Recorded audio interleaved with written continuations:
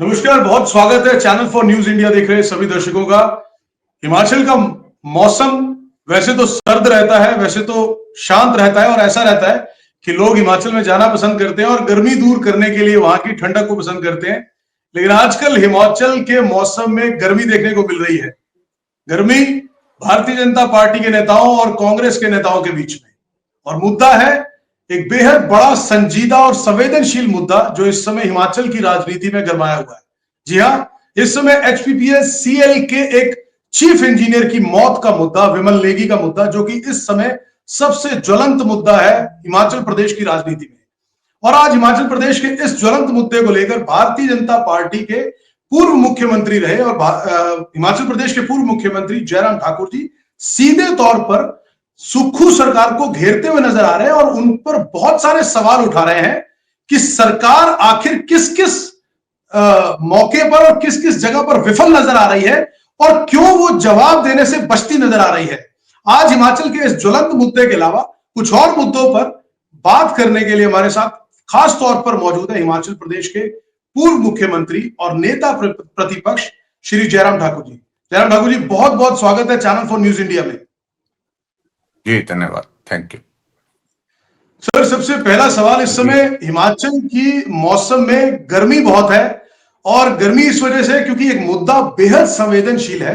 आपने कुछ दिन पहले, कुछ 4-5 दिन पहले राज्यपाल को जाकर ज्ञापन भी सौंपा और सुक्खू सरकार पर आरोप लगाए कि जो ये मुद्दा चल रहा है विमल नेगी की मौत का और उस प्रोजेक्ट को लेकर जिस तरह से 13 करोड़ के मामले पर लेकर भ्रष्टाचार के आरोप भी लग रहे हैं, मैं चाहूंगा इस पूरे मुद्दे के ऊपर आप अपना वक्तव्य दें कि ये मामला आखिर में क्या है, आपकी पार्टी का स्टैंड क्या है इस मुद्दे पर। देखिए, इस मुद्दे को लेकर के हमारी काफी चर्चा हो ली वैसे तो, लेकिन हकीकत यह है कि एचपीपीसीएल में जो अधिकारी थे उनकी वर्किंग को लेकर के बहुत पहले से ही बहुत चर्चाएं थी। शिकायतें लिखित रूप में लोगों ने की हैं, अननोन लेटर्स भी हैं, और उसके बाद मुख्यमंत्री से भी कई लोगों ने बात की है। लेकिन मुख्यमंत्री जी का पता नहीं क्या इंटरेस्ट है, क्या रुचि है उन अधिकारियों में जिनको लगातार कई वर्षों से उनको वहां पर लगा करके रखा है, दायित्व पर रखा है, इंपॉर्टेंट पोस्टिंग दी है। और उसके बाद बीच में जब ये विमल नेगी जो चीफ इंजीनियर थे एचपीपीसीएल के, इनकी गुमशुदगी की बात आई तो तब चर्चा का विषय बनाई। और आखिरकार वो गुमशुदगी के बाद उनको हम जिंदा तलाश नहीं कर पाए, उनकी डेड बॉडी रिकवर हुई। परिवार के लोगों के कहने पर भी सीबीआई को जांच नहीं दी गई। हमारी मांग थी, हमने मांग की तो उस पर भी सीबीआई को जांच नहीं हुई। और मुख्यमंत्री बार बार कहते रहे कि परिवार के लोग सीबीआई की जांच नहीं चाहते हैं इसमें, जब हकीकत यह है कि अंत तक परिवार के ही लोग हाई कोर्ट में गए, हाई कोर्ट से आदेश लेकर के अब सीबीआई की जांच उस पर शुरू हुई है। और जब जांच शुरू हुई उसमें बहुत सारी चीजें ऐसी आई है जो एसआईटी कॉन्स्टिट्यूट की गई थी, जो साक्ष्य थे डिस्ट्रॉय करने की कोशिश की। जो विमल नेगी से जो पेन ड्राइव रिकवर किया गया था, वो पेन ड्राइव भी फॉर्मेट कर दिया गया है। जी बिल्कुल, यानी कि सबूत नष्ट करने की कोशिश जी। और इस पर अल्टीमेटली स्थिति बिगड़ती देख करके हाईकोर्ट ने जब सीबीआई की जांच के आदेश दिए तो पहले तो एडवोकेट जनरल ने कहा कि डायरेक्टर जनरल पुलिस की जो रिपोर्ट है वो तथ्य पर आधारित नहीं है, एसीएस होम की रिपोर्ट जो है वो तथ्य पर आधारित नहीं है, और हाई कोर्ट की जज के फैसले पर टिप्पणी की गई। ऐसी बहुत सारी चीजें हुई। और बाद में बड़ी दिलचस्प बात है कि मुख्यमंत्री कहते हैं कि हम इस फैसले का हम स्वागत करते हैं सीबीआई की जांच के, और हम पूरा कोऑपरेट करेंगे और हम एलपीए में नहीं जाएंगे। लेकिन उल्टा ये हुआ, कुछ दिनों के बाद जो है एसपी शिमला इंडिविजुअल कैपेसिटी से, पर्सनल कैपेसिटी से शिमला एसपी हाईकोर्ट में एलपीए में जाते हैं और एलपीए में एडवोकेट जनरल का जिक्र करते हैं कि उनसे सलाह लेने के बाद जो हमने इस बारे में चर्चा की है, फैसला लिया है। आखिरकार जब फर्जियत हुई तो फिर वापिस ले लिया। जी लेकिन आज मुझे इस बात को लेकर के खुशी है कि हाई कोर्ट ने फैसला जो है वो यथावत रखा। उन्होंने कहा कि जांच सीबीआई से ही होगी, और जी हाई कोर्ट ने यह भी कहा कि इस जांच में जब एडिशनल डायरेक्टर जनरल के माध्यम से एसआईटी कॉन्स्टिट्यूट की गई थी, ऐसी सूरत में दूसरी एसआईटी जी कॉन्स्टिट्यूट करने की एसपी शिमला ने जरूरत क्यों समझी? क्या यह अनावश्यक रूप से दखल नहीं है सारी प्रोसेस में? और बड़ी दिलचस्प बात है कि आज भी एसपी शिमला के पक्ष में एडवोकेट जनरल कोर्ट में जाकर के सीबीआई की इस इन्वेस्टिगेशन की प्रोसेस को जी रोकने के लिए आग्रह करते। ये बहुत बड़ी विचित्र स्थिति है। मैं कह सकता हूं कि हिमाचल जी प्रदेश में सही मायने में जो हुआ है, ये सीधा सीधा स्पष्ट केस है। विमल नेगी की मृत्यु हुई है या उनकी हत्या हुई, ये बहुत बड़ा अभी तक जिस पे पर्दा है, ये पर्दा खुलने वाला है।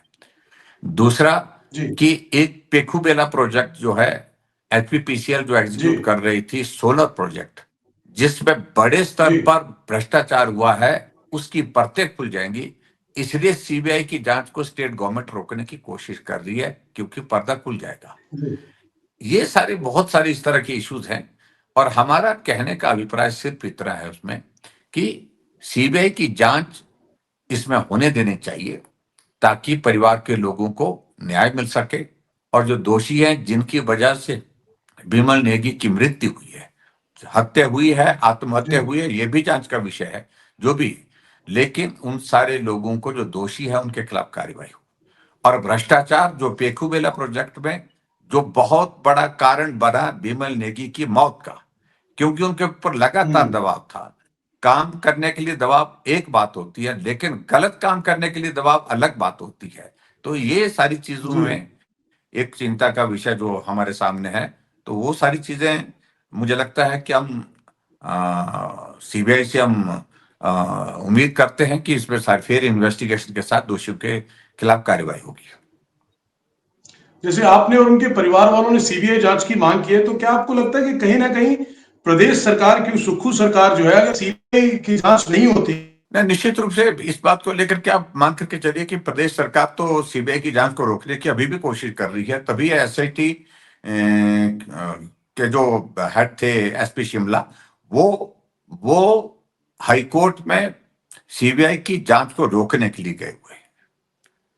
सीबीआई के साथ साथ में अपने ऊपर जो उनके ऊपर टिप्पणियां हुई है, उस सारी बात को लेकर के अपनी बात कहने के लिए गए थे, लेकिन उन्हें बहुत ज्यादा रिलीफ उस पर नहीं मिला, ये बात पक्की है। लेकिन मैं कुल मिलाकर के ये कह सकता हूँ कि बहुत अनफॉर्चुनेट है, मैं ये दोबारा अपना बहुत सवाल लेता हूं सर, दुर्भाग्यपूर्ण है।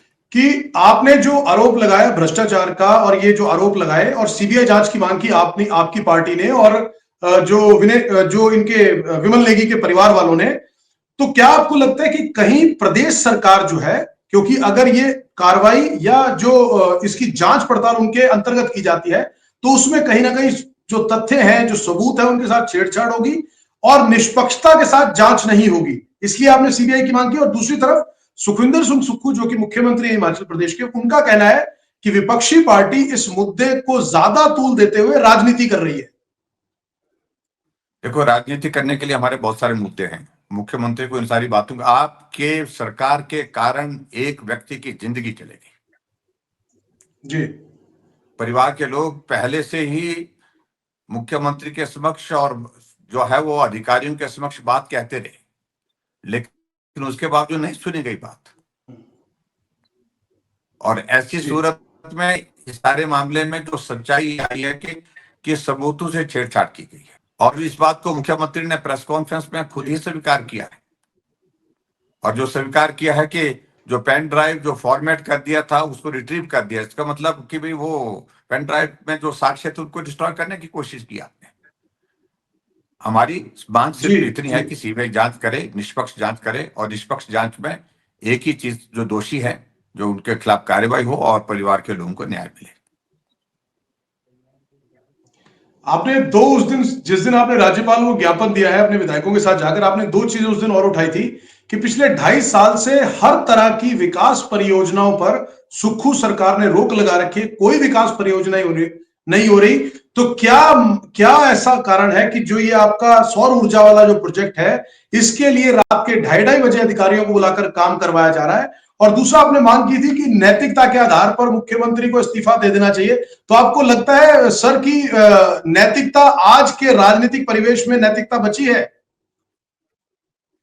नहीं, देखो, मैं इस बात को लेकर के जरूर कहना चाहूंगा कि हमने बड़े स्पष्ट शब्दों में बात कही है उस दिन भी, और आज भी मैं इस बात को कहता हूं कि हिमाचल प्रदेश में 2.5 साल से सारे काम रुके पड़े हैं। लेकिन भिक्खू के लिए प्रोजेक्ट को एग्जीक्यूट करने के लिए, उसमें काम डिले ना हो, उसके लिए 2:30 बजे बिमल नेगी को और अन्य अधिकारियों को जो है वहां दफ्तर में काम में करते थे। क्या रुचि थी?